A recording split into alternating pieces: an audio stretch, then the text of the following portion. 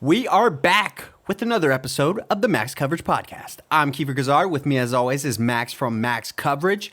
And man, first of all, let me apologize. We did not get a recap out for Wildcard Weekend. Max was sick. He was on the non-COVID illness okay, list. Again, sorry, guys. But he's feeling better, and here we are. So let's just do we all know what happened, right? Let's just do a quick little recap, okay? Yeah. Let's start with the Raiders and the Bengals. I really don't have much on this game. All I can say is that Raiders offensive line did not look good yesterday. You were right. You said it'd be all about the trenches, and the Bengals D-line just absolutely obliterated them. And then let's talk about the play. Everybody knows what we're talking about. Let's talk about the play where the refs, they went ahead and blew that whistle just a tad early. Oh, there. Just a slight bit early. There was a lot of first of all, it was obvious. It was obvious that they did this, okay? And what was stupid was this was the dumbest part of the whole thing, is when they came out and said that the whistle was blown after the play. No, it wasn't, dude. No, I mean, not at all. Do you understand the amount of technology that we have now? You think that we can't pinpoint when that whistle was blown and where the ball was? Give me a break. Yeah, you have 8K cameras out there with probably the most high-tech microphones plugged into them. Just embarrassing. Embarrassing. Joey Burrow was rolling out to the right. Almost went out of bounds, so the ref thought it was dead. It wasn't even that close. It really wasn't even that close. It was crazy. I'm like, what are y'all doing? And then, when you play football, everyone stops to play when the whistle's blown, right? So everyone's lollygagging in the end zone, blah, blah, blah. And then was it Chase that caught I think it was. Yeah, Chase. Or Boyd, one or the other. I don't remember who exactly caught that ball, but he was wide open because everyone thought the play was dead. It was over. But no. And it was Boyd. It was Boyd. Oh, it was Boyd. I'm sorry. Yeah. And then they even brought in New York. That was another thing that irked my nerves on this play.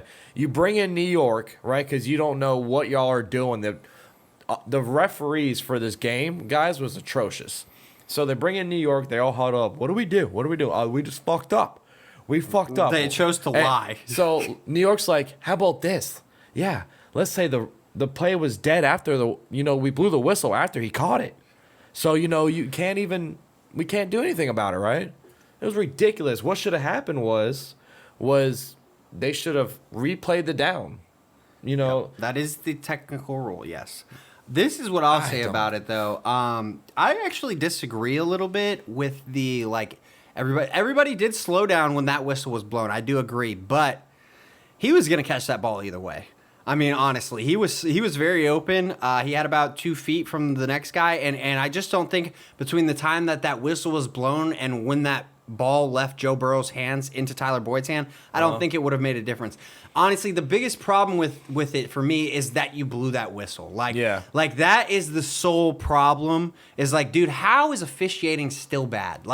How have we not perfected this? How have we not gotten the best of the best in here?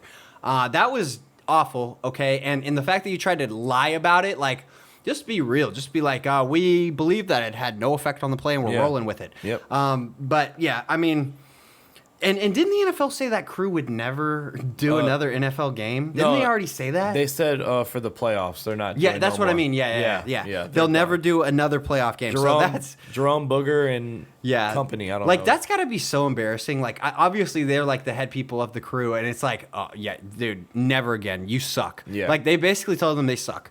So I mean, if you watch the game was so slow because how many penalties they were calling, how long it took him to call penalties. You know what I'm saying? So you just can't have that in playoffs, man. No doubt about it. And like I said, for this game, it was going to be won in the battle of the trenches, and I picked the Raiders to win, right?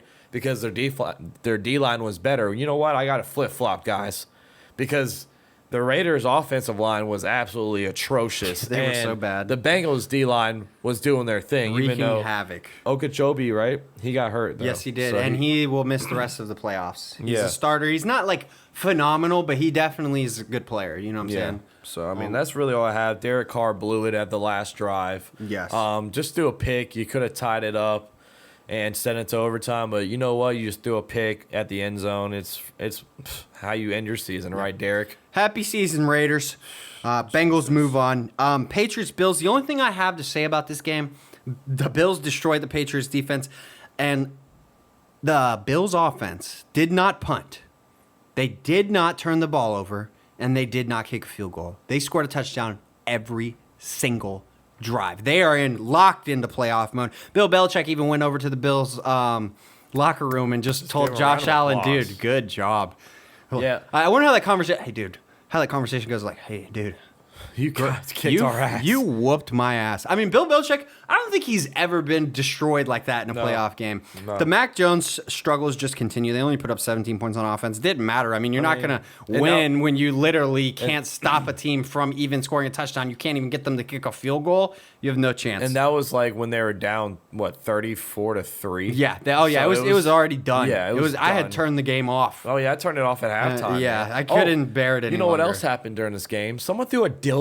Yeah, I'm not even kidding, guys. I'm not kidding. I'm not kidding. Someone threw a dildo. Did that happen before? Because I saw things that were like, not again. The Bills, I think the Bills Mafia did it again. I don't remember them doing that the first time, but that's hilarious. But yeah, it was, third quarter, someone in the end zone threw a freaking rubber dildo. Disgusting, by the way. What the fuck are you doing in the stadium with that? I don't want to even think about that, but threw it in the end zone, and Kendrick Bourne was like, what the fuck is that? He was pointing at it. How awkward must that be when you're walking into the stadium? You know how they do the security check? Yeah, you got to put all your shit in there. Tuck You it in. fucking drop a dildo in the fucking basket. You give it to your wife. Through. You give it to your wife. Hey, it's less weird if you get caught with it. So let me put it in your bag. Oh, you know? man, that's and how do great. you even do that? You know, like you have to tuck it in your waistline or something. No, I think they just slapped it in the basket. I mean, can they stop you? It's not an illegal product. Like, if you're the security guy, what do you do? Like, you're going to stop him from going in the game because he has a dildo? Like, hey, what's next? Are we going to throw people's condoms away when they walk in the door? You rated the guy in the security. Hey, this guy has a dildo. I'm not even kidding, guys. He has a dildo. They probably called it in because it happened before, and they're like, it's going to happen again. It's the Bills Be Mafia. prepared. We're in Buffalo. What are you going to do, huh? Yeah, that's all we got for this one, though. Let's move on. Eagles, Bucks. Let's address the elephant in the room. Yes, I'm an idiot. I don't know why I thought that this Eagles team had a chance. I really did. I thought Hurts would play a lot better, man. But the only thing I have for this game is, honestly, I was a little disappointed in Jalen Hurts. He had a lot of missed opportunities. The first interception that he threw, if you look at that play, that receiver actually did get open. Jalen Hurts he threw it late. That's what happened because he burnt. It was Devontae Smith. He burned the shit out of whoever the corner was, but the safety came over, and by the time because the problem was Jalen Hurts didn't try. Like, if he would have thrown it without setting his feet, he probably could have got it to him. But he stopped to reset his feet and then throw it, and that reset took too much time, and the safety came over, picked it off. Yeah, read the play. And then there was another play where a guy got wide open. He just missed him. And they couldn't get anything really. He couldn't really get anything going on the ground early either. They actually had a spy on him like all game. Literally, like all game they had a spy. And that worked very effectively. So kudos to the Bucks. That's all I have for that one. Bucks absolutely destroyed this team. Yeah, it was 31-0. Yeah, exactly. We all were watching this game, and we're all like messing with Kiefer. We're like, Kiefer, what the fuck? Why'd you think this, man? Like, it was a complete destruction. Just complete one-sided. Just destruction. And that was kind of the theme of this weekend, right? Like, there was only two games that were like close. I guess that I didn't really think about that, but I guess that is more likely to happen when you let more teams in. And you can tell the inexperience to the playoffs. The inexperience kicked in for Jalen Hurts. Like, yes, you could did. tell. Like, he wasn't ready for that moment. Like, the Eagles front four, they did pretty well. They sacked Brady a couple times on third down. They gave the freaking offense some. They were fighting early, but it was like, dude, the Bucks had so many opportunities to score when your offense is struggling like that. And also, let me also get on Sirianni a little bit, because some of his play calling was like kind of stupid, dude. First of all, they were like shy to start throwing it downfield, like past the first down markers and shit. And I remember 2 plays in a row. This just stuck out to me so hard. 2 plays in a row, right? Okay, Hurts snaps it. Quez Watkins is on the left. They do a screen pass, like a wide receiver screen to Quez Watkins, gets nothing. Yeah. Next play. Same. Quez Watkins on the right. Flip it. And R2, L2. Dude, that's what it felt like. Like, literally the very next play, you did another screen pass to Quez Watkins for very minimal yards. So I felt like that was also a lacking in this game And was a good game plan. Before we move on, because we don't need to talk anymore. Jalen Reagor can just please stop punt returning. Yeah, oh, this dude was fucking it up all over the place, man. Complete bust, by the way. And, okay, before we move on, though, I will say this in Jalen Hurts' like, I guess, not really defense, but just, like, good for him. He had the right attitude after the game. I don't know if you saw the post-game conference, but, dude, he was just like, listen, like, this game does not define our team. Like, we've been through adversity this year. We've grown. And he was basically like, we're going to let this feeling simmer. Yeah, and then we're going to get to work. He basically was like, and then we're getting back to work. And I appreciate that attitude because that is the absolute right mindset. For a moment there, I thought we were going to see some Minshew mania in that bitch. Hey. You know what I'm saying? Because he came up to Sirianni and was like, what do I need to do to start? Yeah. Well, you're not starting. He comes up to him in the middle of the game. What about now? Hey, coach. He's waving. Can I get in? Oh, that's great. Let's go ahead and move on to the best game of the weekend, the 49ers and the Cowboys. I have actually a lot of thoughts on this game. Let's hold here for a moment, all right? First of all, okay, Dallas's offense started super slow. Dak did not get in rhythm. Zeke never did anything really during this game. Dallas had to like resort to like random shit to try to make it work. They had two lateral plays that involved Cedric Wilson, he's thrown quite a few passes this year randomly. Yeah. But the first lateral he did was god awful. Like, I think he was throwing it to CeeDee, and like it went so over his head. It was third down too. Yeah, yep. And the second one was like later. It was in the fourth quarter, and that one actually worked, and it looked really cool. So I don't think the first one was supposed to happen. You think it was planned? I think it was like an impulse. Like, I'm about to get tackled. We need this guy. Okay. Yeah, you know what I'm saying? Well, he did a terrible job there. He did a terrible job on that attempted lateral. The second one worked out okay. But honestly, Cedric Wilson ended up having a terrible day. But before we get to what he did that was so bad, because he just was not effective as a receiver in this game.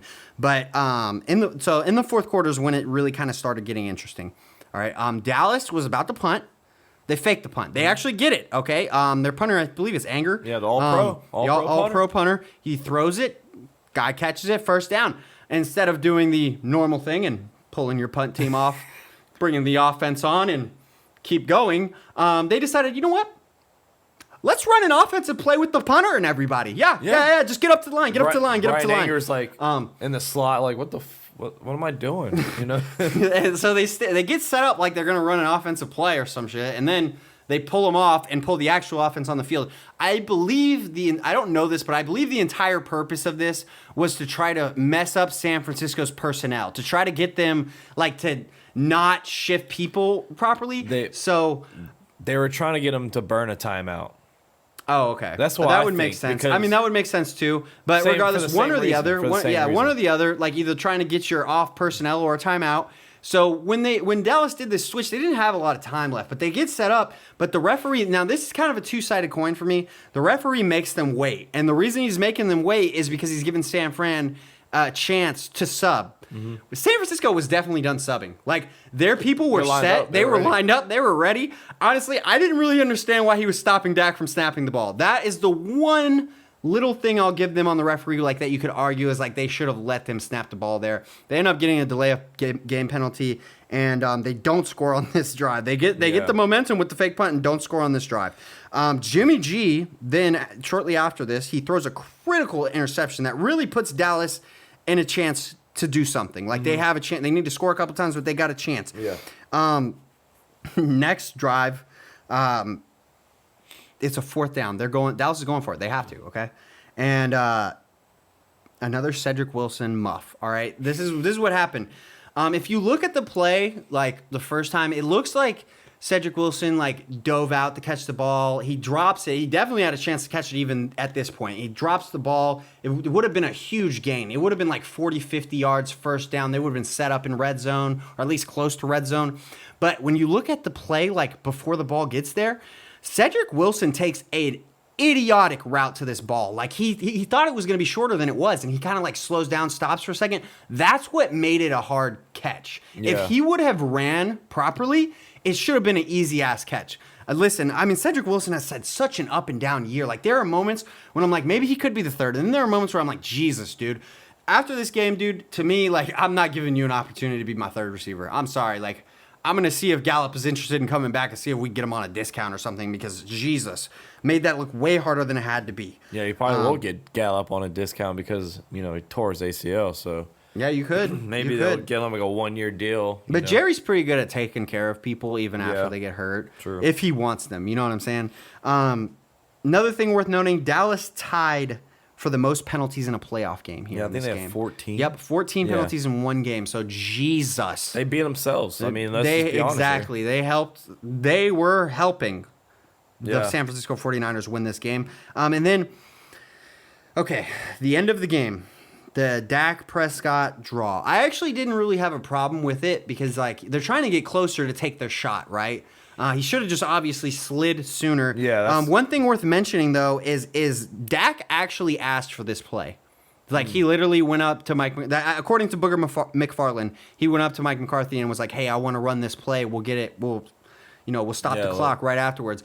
But listen, I blame Dak 100% on this play. First of all, you asked for it, okay? Second of all, dude, you got to have enough common sense to know that the ref needs to set the ball. I mean, that was the main thing for exactly. me. That's what screwed them up because they tried to get all set up like they were about to snap the ball and the ref bumps them. Like, they might have gotten it off if that happened. Regardless, he still should have slid like earlier to give himself a little bit more time. You shouldn't want to cut it that freaking close.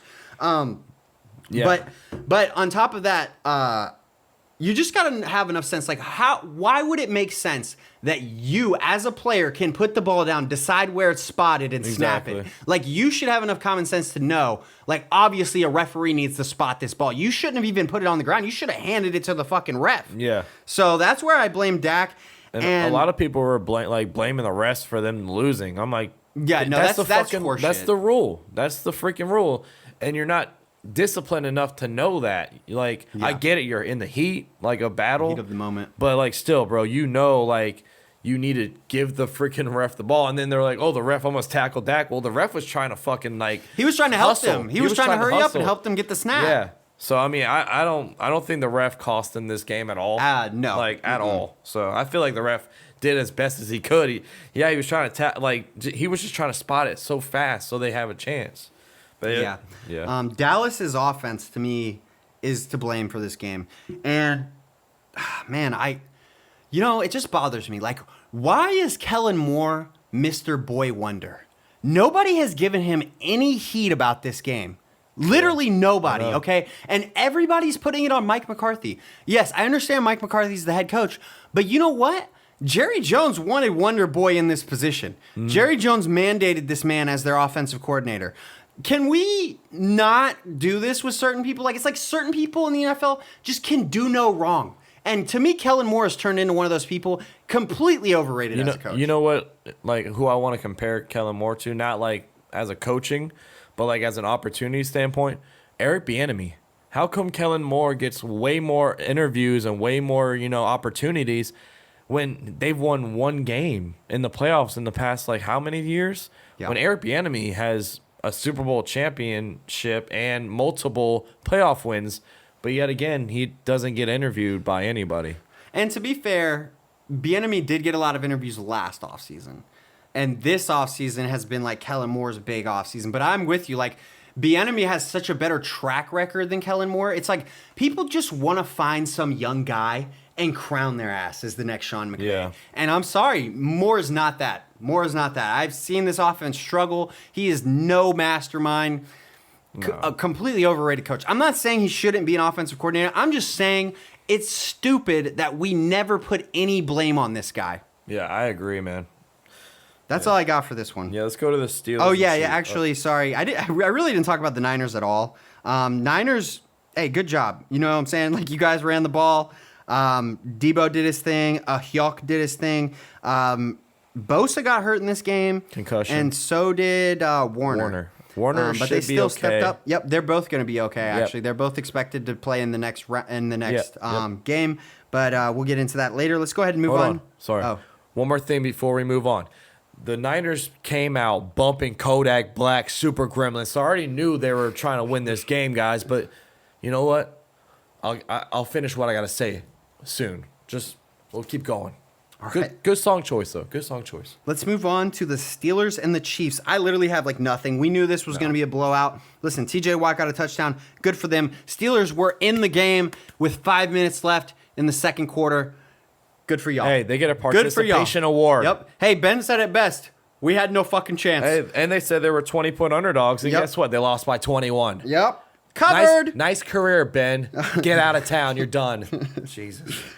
All right, let's move on to the Cardinals and the Rams. Honestly, this went as I expected. I expected it to kind of go this way. Yep. I really just think that the Cardinals have not looked good. Kyler Murray had won like 2 out of his last 7 games before this game, and the Rams absolutely dominated this team. Listen, I'm always concerned with Matt Stafford throwing the pick sixes. Well, today Kyler Murray threw the pick six. Yeah. Odell had a good game, and he had a good throw too to Cam Akers. Odell had a good game though. Also scored a receiving touchdown, and guess what? What happened? They test him for PEDs right after the game. Oh, of course. Why not? So that's really all I have for this game. I have some good news. Buda Baker got carted off, but he's doing good now, guys. He's released from the hospital. He's all good. And Cam Akers actually got caught saying. Because Cam Akers was the one that trucked him like a freaking hit stick on Madden. He trucks Buda Baker. He looks over. He goes, "Good, fuck him," and then the guy gets freaking carted off. Right? Listen, though, I'm gonna stand up for Cam Akers here. All right. What a dick. For a couple of reasons. Okay. First of all, this is why even if let's give this the worst case scenario. Even if he knew Buda Baker was seriously hurt and he was like, whatever, fuck him. Listen. Regardless, I'm not even going to make a big deal out of that because we've had guys do way worse shit in the NFL. We've seen Albert Haynesworth step on somebody's face with his spiked cleats. Yeah. Like, people have done way dirtier shit. Dominican Sue, always doing dirty-ass shit. Always on Rodgers. Always doing dirty-ass shit. So, to me, he didn't actually, like, him saying good, fuck him, does nothing to the actual situation. Yeah, he tweeted later. He was like... And he tweeted, and I think he could have just misread the situation. And also, like, when I saw that video, I wasn't even 100% sure that's what he was talking about. Like, because the camera flipped to him. He could have been talking about something completely different. Could have been talking about a completely different person. So I'm not going to make a big deal about that. Like, I'm not going to be like, Cam Akers is a bad person for this. Like, I'm not making a big deal out of that. You had a great game, though, Cam. You look good. Yeah, you look healthy. Cam. You look healthy. All right. Let's take a trip around the league. I know you got some news for us. Yes, we got a little bit of news. I want to start with, like, what I consider some shocking news. So, the Panthers have hired Ben Mcadoo as their OC. Yes, you heard that right. Ben Mcadoo, coached under Tom Coughlin, took over for the Giants, did a absolute terrible job. So hold on, Kiefer, can you explain this to me? They fired Joe Brady to hire Ben Mcadoo for their offense? Yes, that's exactly right, Max. Oh, my God. Yeah, absolutely. I don't understand it either. I mean, dude, you think Ben Mcadoo is going to be better for this offense than Joe Brady? You know, it's Ben McApoo. How about that? He's garbage. The Giants are reportedly eyeing Flores and Dan Quinn are like on the top of their head coaching list. Remember what I said a couple episodes ago? I said there's a rumor, or I didn't say it on the episode. I actually said it when we watched football. There's rumors saying that Brian Flores wants to go to New York, and he's been talking to Deshaun Watson. Trying to get that trade in. Let's get together somehow in New York, huh? Hey, they got the capital to do it. Don't the Giants have 2 first rounders this year too? Yep. So that would definitely work in their favor. I would do it. I mean, hey, listen. That team needs a lot of fucking work. All right, it really does. But Deshaun Watson is a great place to start. They did go ahead and hire a GM. They got Joe Schoen. He was the Bills' assistant GM. So, well, good for him. Listen, I'm not going to be like, is this a good hire? But like, I don't know. I don't know what this guy contributed to as the Bills' assistant GM. But I'll say this, like, I am a fan of hiring from internally from a different organization. Like, you came from the Bills. They have had a lot of success. They've had a lot of hits on draft picks. I can't knock the hire. Yeah. I can't knock the hire. I like that hire.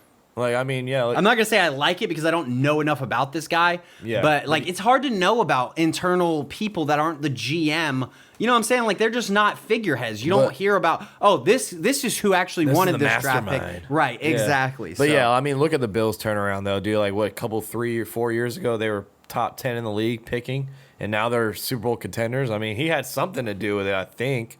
Maybe a little whisper in the ear. I mean, you never know. I'm not going to say even for sure because there's a guy over there that contributes nothing. Yeah. But he's just been hanging around for so long. Like, you know what I'm saying? Like, none of his shit makes sense, and people are like, nah, not on that idea. Yeah. But listen, I mean, you don't know till you try, right? So better than Gettleman, right? I tell you that much. Yeah, exactly. Jesus. Exactly. Another thing worth talking about, the Jim Harbaugh to Las Vegas rumors. So I don't know. I'm so confused by this situation because I have read two completely polar opposite reports. One basically saying that Jim Harbaugh is doing this whole thing to leverage a bigger contract from Michigan. But then I read another one that said that some sources inside of Michigan think that Jim Harbaugh would for sure accept the Raiders job if he was given, like if he was offered it. So we'll see what happens there. But it's all noise, like. Yeah, exactly. So that's why it's like who knows? It's up in the air. But I'll say this: I think that would be a great hire. I've already been on the record. I think that would be an amazing hire for them. And listen, I think Rich Bisaccia has earned that job. But I'm not going to lie to you. If I'm running the Raiders, yeah, I'm actually still going to go with regardless of how good you did, I'm going with Jim Harbaugh because I think he's an all-star. That guy's a good dude too, man. He after the loss to the Bengals, he went and wrote each player a thank you letter, handwritten, by the way, just saying thanks for everything.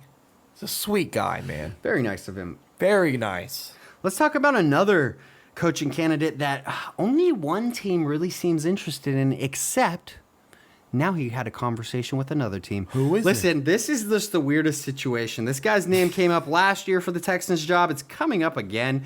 Josh McCown, former backup quarterback. I actually read something today that said that the Texans would like, what they think they would like to happen is they would like to see Josh McCown get an interview for a different head coaching job so that they can normalize the idea of this backup quarterback with absolutely no coaching experience being their head coach. Yeah, they're just like, I just want someone to show interest in him. Exactly. Listen, this is a very strange scenario. This is a very weird situation. I would not do this. I'm going to be honest with you, but I'm not going to say that it could never work. Like, I'm not going to say that. I think there's a possibility that you could get some random guy that had played football and been in a ton of locker rooms and he could have success as a head coach. I think that's definitely possible. Oh, yeah. But it's the ultimate home run swing to me. And it's like, dude, if it fails, you are going to get eaten alive. I think it's the ultimate desperation move because no one wants to go there. And so basically, like, the Texans actually formally interviewed him for the job. For some weird reason, the Jaguars had a conversation with him. They said it was not an interview. They said it was not an interview, but they did have a conversation with him about the job. I don't really understand. It was a little hangout session, you know. Just throwing out the vibes. Yeah, you know, hey, this is what it breaks down to. Yeah. It seems like the Texans, they're over there trying to sign a petition, right? And they're like, hey, we need one more signature, just one. Can anyone... Can anyone vouch for this guy? You're walking out the grocery store. You got your family with you, and then some guy's trying to really butt in and say, "Hey, we need one more signature. Can you see what this guy's about?" That's what the Texans are, man. They're desperate. Very interesting scenario. Honestly, I really just can't.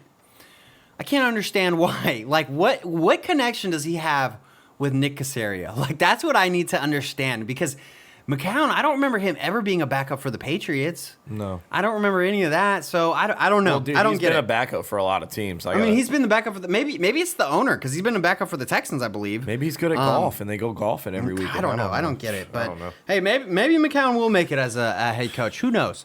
Another thing worth mentioning: Ed Dobbs. He is an executive from the Colts. He just straight up withdrew his application for the Bears GM search. He was like, "No, fuck." I don't blame him. I don't. Good for you, Ed. Listen, this is a mess. No. Oh God. And then dumpster fire. Another guy that has been building a lot of steam, Matt Eupherlis. All right, he's a finalist for the Bears head coaching job. He's doing a second interview. He also got a second interview with the Jaguars. So we'll see what happens there. That's a hot name to watch for. Do you want him as a Jags fan? Keeper? I'll say this. I'll take him over a lot of the guys that have been interviewed. Like, he's a guy where he's had success, man. I mean, the Colts defense to me is a defense that doesn't have a ton of star power. You got DeForest Buckner, you got the Maniac, and now the cornerback. I'm blanking on his name, but he had a breakout year, and he's become somewhat of a star. Bowler. But listen, I mean, two out of three of those guys are internal dudes that you drafted and developed. So. Yeah. I like the track record. And then you go back before he was defensive coordinator there. He was the linebackers coach for Cowboys. Dallas. And actually, Jalen Smith and LVE, they had like their best seasons under him. Okay. So I'm not against the hire. Like he's a wait and see. I'm not gonna I'm not gonna crush you for it. But like I'll take him over a lot of the people that they've interviewed. Yes. What is it? Is it scary at all that the Jaguars? You know how putrid that offense was, and they destroyed it. He just destroyed that defense. I've heard that too. I've heard like the memes that are like Jaguars destroy this guy, so let's bring him in for a hire. Him. I'm not gonna weigh too much on that. Like, yeah, they had a bad performance, dude. I mean, but it's one game, and it's like, dude, we've literally beat them so many times in Jacksonville for like the last 5 years or something. It's so weird, but like actually not all of them in Jacksonville, but all of them home because I think one of those was in London. But regardless, I'm not gonna weigh too much on that just because like the overall product from him was pretty good. Yeah, and he has a good track record. Right, he's got a good enough track record to the point where like I'm not gonna be ecstatic over the hire. Obviously, I want an offensive guy. There are guys that are definitely above on that list, but I'll take him over like Bill O'Brien. I'll take him over Kellen Moore. I'll take him over Byron Leftwich. Like, I'll take him over guys like that. You know, the guys that I said I have absolutely no interest in. Okay. Take him over those guys. I'll say this with the Jaguars coaching search. I think it's safe to assume Doug Peterson and Jim Caldwell, they're not hiring them. They could have already done it. Yeah. There's no reason. Like, if you were interested in hiring them, you would have probably already done it. No one's hired a head coach yet, really. No one has. It's weird. Nope. Oh. They're probably still weighing their options, man. Yeah. And the coaches, too. I bet somebody's been extended an offer from someone, and they're like, well, hold on, because I'm waiting to hear from this team first. You know what I'm saying? It's like, I want to be a head coach, but I'd actually prefer that job. So let me see what happens there. Byron's not going to happen either. What, with the Jaguars? Yeah, I mean, we haven't really heard that's anything. not true. That's not true. That's definitely a possibility. They're not going to announce it until they're out of the playoffs. If that's the case, they definitely won't announce it until after the playoffs. All right. And then a couple last things. Howie Roseman endorsed Jalen Hurts as QB1 for 2022. What are your thoughts on that, Max? I mean, I would say because one, who are you gonna draft that's gonna be better than Jalen Hurts? And he has showed you like, dude, that turnaround from 4-13 in one season, or was it 4-11 in one season to like, you know, the season now. Right. And he's responsible for some of those wins, and he didn't start starting till like, it's just inexperience. Like, and I can't take away what they did against the Bucks because one, you're going against the freaking GOAT in Brady, and you're going against the Bucks who are just Super Bowl contenders, or they just won the Super Bowl, still Super Bowl contenders. They have experience, man. They have a great coaching scheme. Todd Bowles knows what the fuck he's doing. I mean, you can't take that one game and be like, Jalen Hurts should be somewhere else. Like, he's not the answer in Philly. So no, I agree with him. I think Jalen Hurts should be right where he is. Yeah, I think you hit that perfectly on the mark. Your point about who else are you going to get, 100% agree. Yeah, like, Jalen Hurts is more talented than this whole class after seeing him play. And I'm with you. Like, he had his struggles, but we should also consider the fact that he did not start all of last year. So, like, he got, like, what, like maybe six, I think it was like 8 to 6 games started. Yeah, it was like half a season. Yeah, exactly. So I'm with you. I think he has earned more time. That's just my opinion. He's earned more time. And to me, the biggest thing is he has the perfect mindset. Like, what he said after that playoff game, like, it restored some belief in him. Like, I was like, this guy knows what's up. Like, he knows that this shit is hard work. Yeah. You know what I'm saying? He's prepared for that. And he's been an underdog his whole life. He's a leader, too. He's a exactly. Leader. Like, this is a guy you can rally around easily. Like, he's giving you every reason. They didn't believe in him at Alabama, okay? Nope. And, I mean, he could arguably end up being better than Tua. Like, that is a strong possibility at this point after seeing what he's done. Yes, he's had his struggles, but, dude, we've seen this guy light it up in certain scenarios. So if he can just get that consistency down, I think he's got a long career ahead of him. Get him another receiver. I mean, you have what?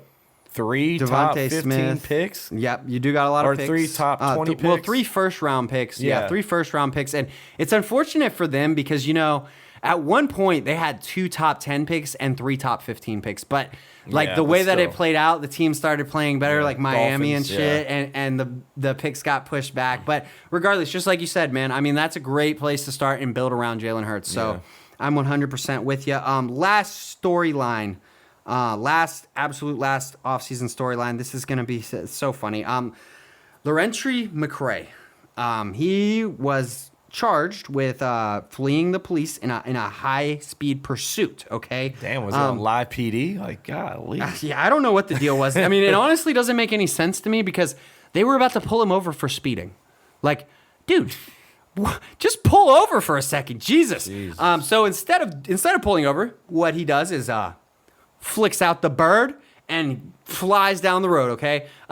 He actually outran the police officer. The police officer said that they had to disengage because he was driving recklessly and they didn't want to put the public at risk chasing him. But he gets pulled over later in the day. I don't know how that's stupid. Like, you should obviously go home, park this car, and not drive in this town for 2, 3, 4, 5 years. Right. But instead, he's still driving, just continuing his day, gets pulled over by a different police officer. They confront him about it, and he said, "Damn, that was you? My bad." They literally took this guy to the medical center to have him evaluated. So, because they said that he was acting funny. So maybe he was high or something. I don't know. But I'll say this. Listen, this has been kind of a long, he's had a pretty long career for who he is. He's not a starter. He's just a backup player. You know what I'm saying? Dude, to me, he actually did put his career at risk with this because it's you're not a big impact player and you're doing stupid shit like this. So we'll see what happens. I don't know. I mean, it's not that serious of a charge, but it's just dude, what are you doing? And you're a veteran. What? Joe Hayden tweeted out, guys, it's whoever's heading into the offseason, be smart, call Uber, call your driver services, stop doing dumb shit like this. What are y'all doing, man? You're multi-million-dollar people that have plenty of money to get out of fucking Dodge. Don't be putting yourself in a situation where it's not necessary. So listen to Joe Hayden and call fucking Uber, okay? I 100% agree.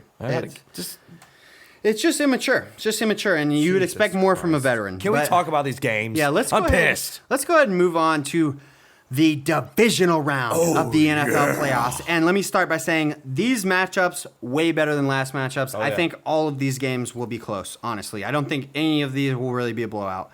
I hope not, man, because we don't need one after that last week. Yeah, there was a lot. And I think that 7th seed really kind of made that happen a little more, Still, a 7th seed has never won a playoff game, so. Nope. No, they have not. And so this is why I think it makes it less competitive for that wild card round because just like you said, the 7th seed, but also you don't have that 2 seed getting bye. Yeah. You know what I'm saying? So that it creates more of an imbalance. I mean, there was still 2 of the games were pretty good. Yeah. One of them was really good. The second one, the Raiders and Bengals was close till the end, so I'll give that as a good game.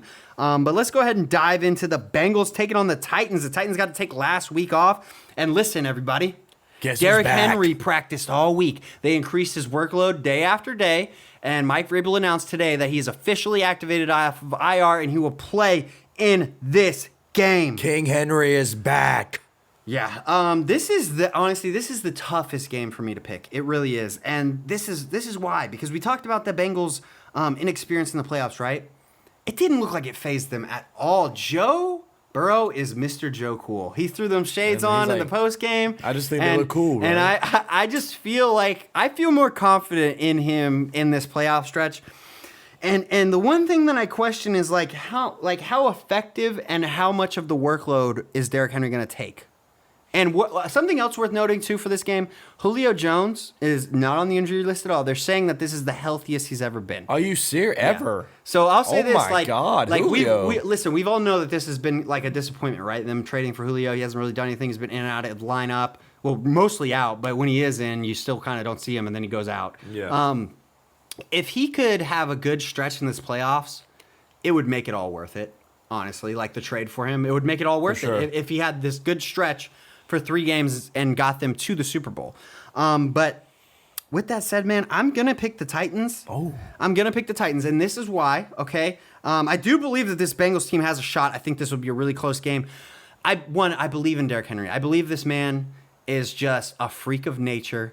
I think that he's going to be able to come back in, and he's going to be able to run like he never stopped running. Oh, yeah. And I also strongly believe that Mike Vrabel, I'm with you. I think he's a great head coach. He's a freaking genius. I think he will win Coach of the Year one day. Could be this year, but I think eventually, before his career is over, he will win Coach of the Year. And I believe that he has what it takes to win the Super Bowl. We've seen him draw up some genius shit, some real Bill Belichick mindset shit. We saw it with the taking the penalty on the punt where he was just draining clock on the Patriots that one year. We saw it with those special teams lateral plays that ended up with a penalty, but if executed correctly, would have been great. You could tell they practiced that in practice. Exactly. So I think Mike Vrabel will whip this shit up. I think Derrick Henry can carry this team, and I think Tannehill can do enough to get it done. Well, Vegas has right now the Titans at 3.5-point favorites, so even they think it's going to be a close game, which I agree. This is probably going to be one of the toughest games to pick from. I think with King Henry coming back, it's going to be a whole different ball club for the Titans. Their defense has been, steadily improving every single week, it seems like. And now you have a key injury on the defensive line for the Bengals in Ogunjobi. I mean, the guy was wrecking havoc, and now he's gone. They did say Hendrickson is playing. He was questionable. So that's a that's a huge Trey Hendrickson for them. Trey Hendrickson has been monstrous, and he was even a guy I was sleeping on. Like, they signed him in the offseason, and I was like, he's okay. No, he's a beast. But he really has broke out this year. And you know why? Every time you see a player with no gloves on, they just out there head busting. This man don't wear no gloves. He just got those tape around those fingers. And those boys are coming for you. Just head hunting. But, no, I agree, man. This Bengals team, I just feel like the inexperience is going to come and play here. Now, they could beat the Titans, no doubt about it. But the Titans have been here. Vrabel's definitely been here.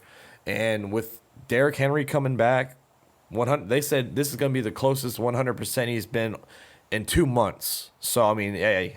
And Ian Rappaport came out and said that. So if the reports are coming out saying that, I'm going to roll with it, man. I'm rolling with King Henry and the Titans and a close one, just a nail-biter. And another thing I think is worth watching for, I think Jeffrey Simmons is going to have a beast game. You're going up against kind of a weak, and especially the interior of the line, and specifically the right side of the Bengals line is not good. And I think that he could wreak havoc. That's another thing. The O-line for the Titans is pretty solid. So. Yes. Especially on the left side. Healthy. Oh, yeah.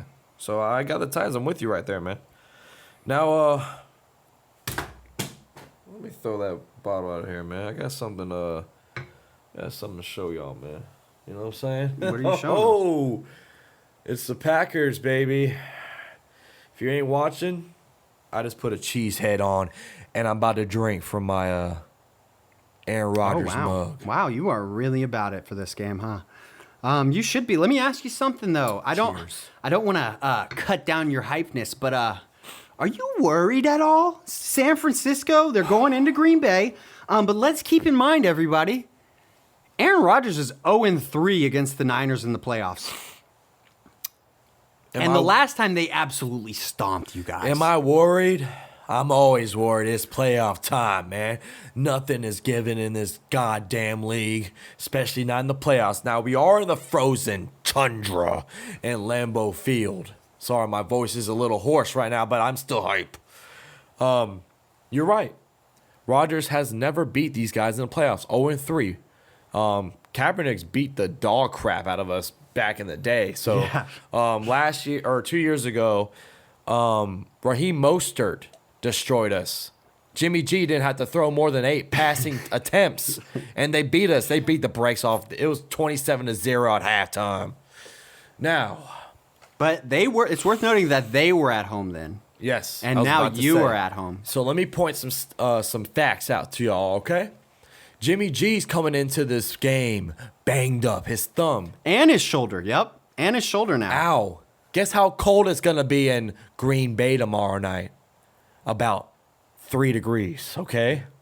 About 5 to 3, and with the windshield, it's probably going to be a lot less. Now, Jimmy G has never played in a game less than 40-degree temperature. I did not know that. He has, of course, been with the Patriots, but he hasn't played in the games, okay? So you taking a little Southern California boy, you know, over there with the heat, you know, chilling, right? You about to cripple your way in here. On your throwing hand, by the way, your thumb, your shoulder, you get hit in that cold. It's a different type of pain, man. I'm just saying that right now. Okay? So, let me point out who's coming back for us, okay? Get ready, because we got some key people coming back. Ready? Zadarius Smith, activated off IR, okay? Whitney Merciless, activated off IR. Jair, he's been practicing now, and so is Bakhtiari. Both questionable, but guess what? They're going to fucking suit up. I know Bakhtiari played exactly. I don't know why they even put him questionable. We're getting 4 key injuries, and we got Billy Turner back in practice. Jesus, the list is going to keep. We did get Randall Cobb back off IR as well. Yep. We are without MVS. Valdez-Scantling is going to be out. That's not a big deal to me. Not a big deal. Okay, listen. I think that, first of all, before I say anything else, let's give Jimmy G a round of applause. This man did not rule him out of this game. He did not rule himself out. Hey, he's he's trying to play now. He's like, hey, it's playoffs. I guess I should try. So, hey, good for you, Jimmy. I'm happy for you. And you're bringing up their injuries. Let's just say it again. The Niners are also going to have Nick Bosa active in this game and Warner. Both of them are going to be fine to play. Huge players. Huge players. So, you know, it's funny because it's like history has repeated itself so much this year. It really has. We've had the 49ers who continue to whoop up on the Rams. Jaguars beat the Colts at home for the 5th straight year. And I keep picking against these things to happen, but I'm just gonna do it again. I feel like the Packers. I'm gonna pick against history. Okay. That's what I'm saying because I've done it so much. I've done it so much this season. I picked the Packers to make it to the Super Bowl. All right. I'm not backing off of that. And so I'm definitely going to pick the Packers. I think that Aaron Rodgers is aware of how much he's lost to the Niners, and I'm sure that last ass whooping is not sitting well in his mouth. All right. And we have a different defensive coordinator now. Okay. Yes, you do. We can. Mike Pettit's trash ass. So get out of town. So yeah, I'm going to roll with the Packers. Obviously, I feel like I have to. And I just think that they're going to do it this time. I just don't see anybody stopping this team from going to the Super Bowl. But I want to shout out a couple of possibilities. Actually, no, I'll get to it on the next one. I'm picking Green Bay all day. I think it'll stay close, but I think you guys will win by a comfortable 7 or 8. The spread is 5.5. Us. So let me just right now the weather is at 12 degrees for game or kickoff, so it's still gonna be cold as hell. Roger said he's gonna bring out the turtleneck. He always wears that below 32 degrees in a game. And listen, remember last time or earlier I said, the 49ers are coming out bumping Kodak Black, Super Gremlin, right? Come try that at Lambeau. I dare y'all. Well, let's see if they do it. One last thing I want to touch on. I just thought it was funny. So did you see the after practice interview with Matt LaFleur with the reporter that was like, hey, I think they practiced outside and they normally practice inside. And he was like, hey, how did it feel? It was really cold, right? And Matt LaFleur was like, I mean, was it cold?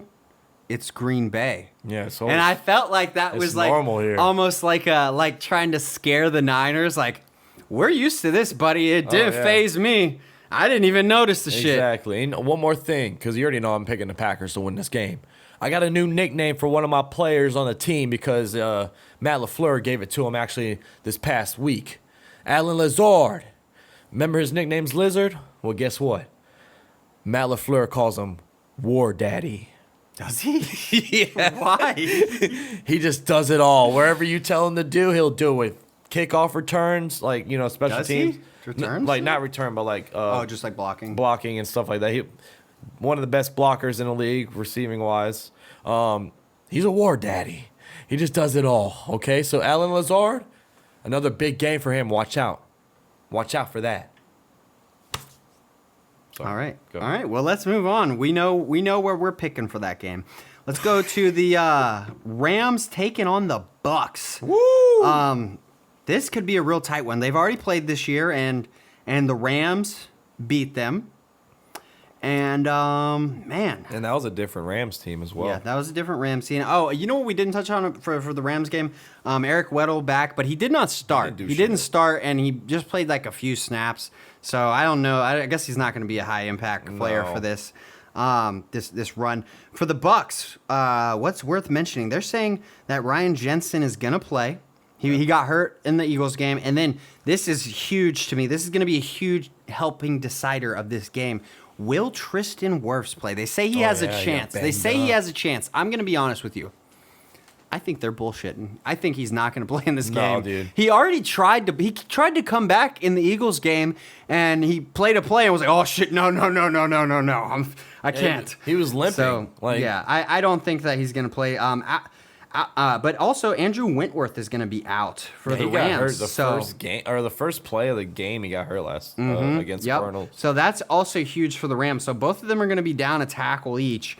Man, it's like so hard to pick against Brady, right? But not for me. Not this year. I just don't think the Bucs are it this year. I picked them to lose last week. I'm going to continue that streak and pick them to lose this week.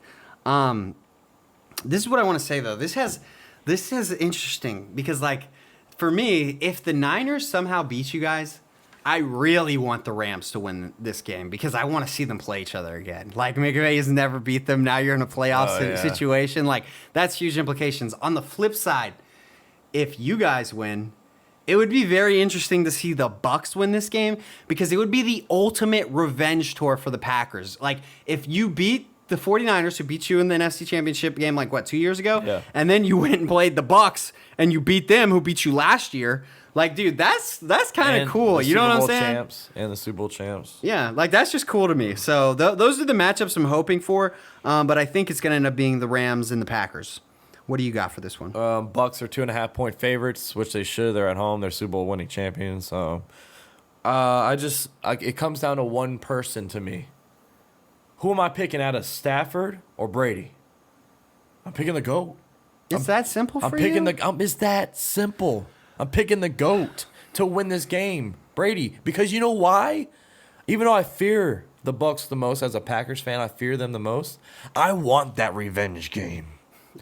I want them to come back to the Lambeau frozen tundra. I want to see that run it back one more. Who doesn't want to see Rodgers and Brady going against each other one more time?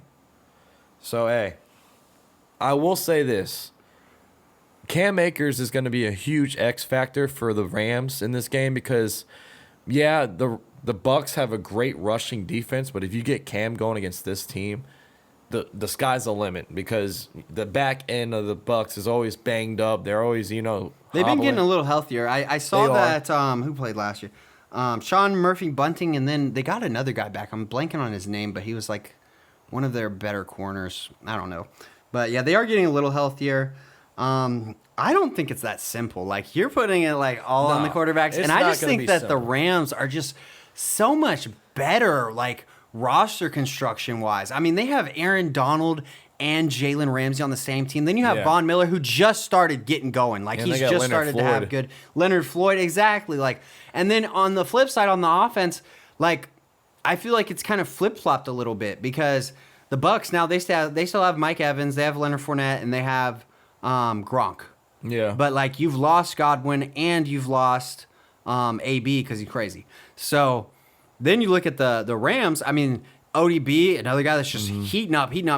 Cooper Kupp, the Triple Crown winner. It's gonna be a freaking grab your popcorn, guys. It's gonna be a I think that this one's gonna be a very tight game. But honestly, the X factor to me in this game is Matthew Stafford. Can Matthew Stafford? Because if you were gonna make a mistake, you should have done it last week. That's what I was about to say. I feel like he's gonna make the mistake when you least expect it. Stafford's gonna make that mistake, and it's gonna cost him a game or something. Yeah. For me, if Stafford throws 2 picks or a pick 6, that is what will endanger this game. I even think he can get away with 1, but I think that's it. You're not gonna be able to throw more than 1 interception, in my opinion, and win this game against Brady. But I think that he's gonna step up for that challenge and do it.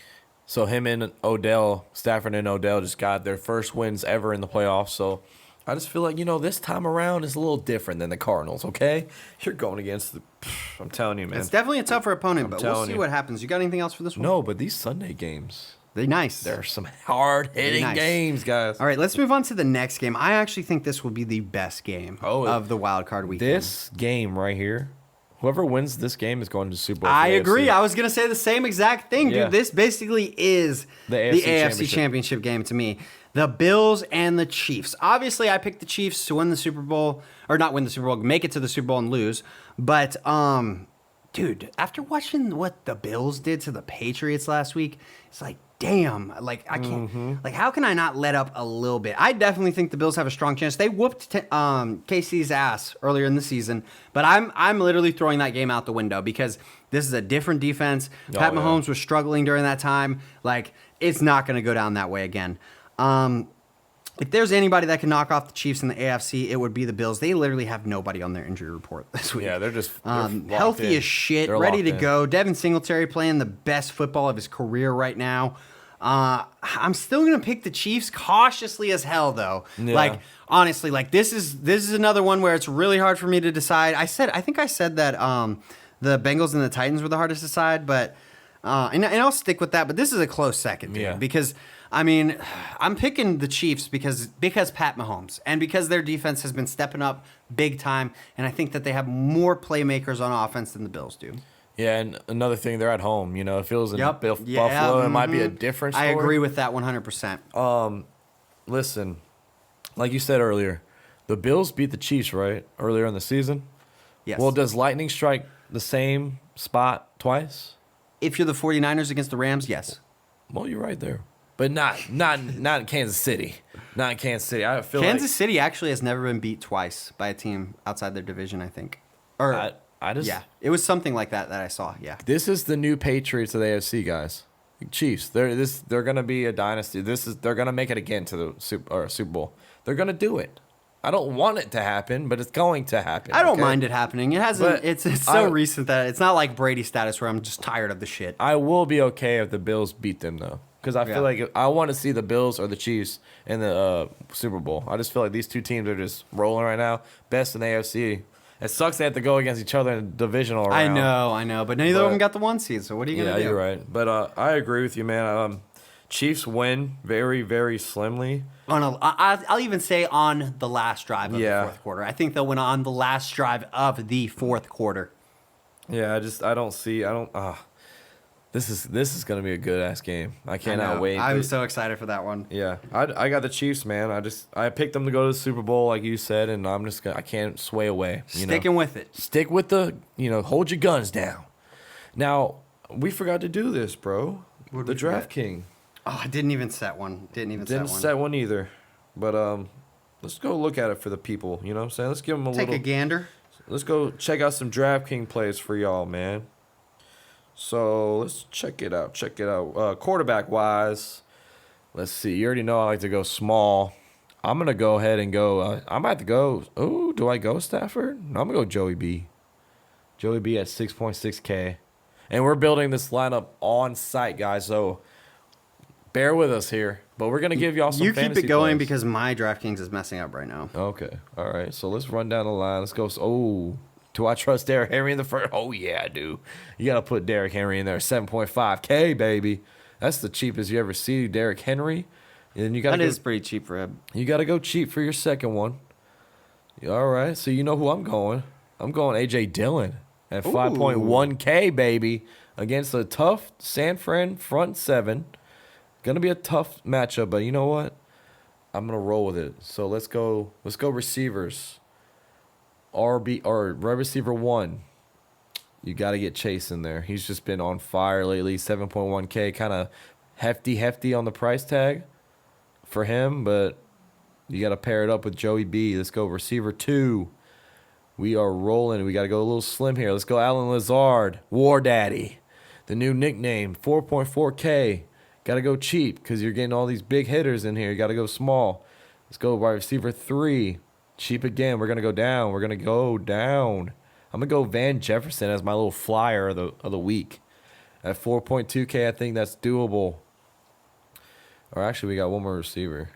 And I'm going to go A.J. Brown, 6.2K. Let's run that up. We're stacking the little Titans and Cincy game here. We're going tight end now. We're going to go Dawson Knox, 4.9K. He's been on a roll. Let's go defense, see what we got left for the flex. Defensively, I'm going to run it up with, do I go Packers here? I think I'm going to go, I'm going to go Packers at 3.2. And then flex, we got 5.2 thousand left. I'm going to go Ayuk at 5.2. Hey, there you go, guys. There's my lineup. Plug that bitch in. If you get put in $1. You know, put in $1. See if it makes you holler a little bit. You know what I'm saying? Okay. What you got over there? Okay. What you working with now? What you working with? Okay. All right. Here's what I got. This is my put together 2-second lineup. Okay. I'm going Josh Allen at quarterback because Buffalo hates running the ball, and they're going up against KC, and when they're in critical situations, they throw the shit out of the ball. So that was really the logic there. I wanted to get a top tier quarterback because the bottom tier just wasn't looking like I wanted it. Yeah. So that's where I went there. I did the same thing as you at running backs. I feel like these are kind of the safer plays to me, is A.J. Dillon and Derrick Henry for their price tag. I mean, A.J. Dillon at 5,100. Yes. And so to me, cheap. He's the starting running back in Green Bay. He's a power horse. He can carry that load for you. So, no homo or anything. But and then Derrick Henry, I'm with you. 7,500. Like, you never, like, Derrick Henry's like always 9,000. So just based off of his price tag, I got to take that risk. And then at receiver, I went Gabriel Davis because, as everybody knows, I love Gabriel Davis. And the Bills are going to throw the ball a lot. I think he could get a deep one-time touchdown type of play.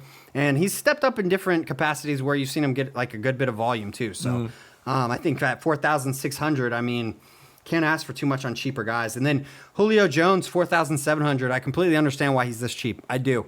But I'm going to give him another chance. I just keep giving this guy chances because I've seen what he can do in this world. So that's where I went with that. Tyreek Hill went up and spent. He's a little cheap, though. That's why I got him, honestly. Obviously, Buffalo has a great defense, but he's 6,600, dude.